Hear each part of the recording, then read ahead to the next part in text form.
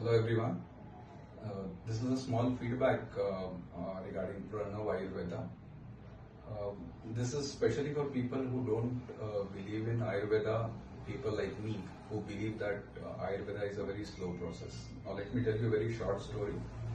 My mother was had stomach related digestion related issues, and we were treating her for a long time with the best doctors in Pune.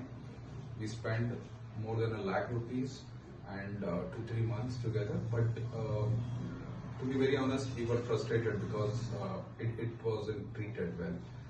And someone suggested here that why don't you go to Pranav Ayurveda? And we approached here, we met the doctor, we met the team. The entire process, diagnosis was so good that within 3 weeks of time, she is back to normal life now.